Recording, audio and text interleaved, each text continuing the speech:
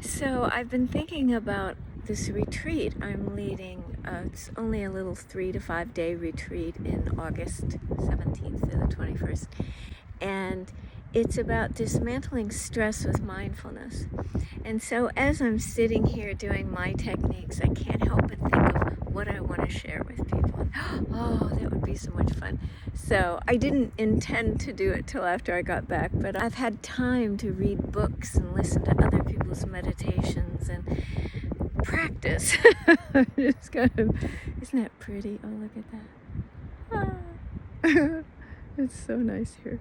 I'm looking forward to presenting a retreat right after having 2 weeks to work on myself. I'm glad about that.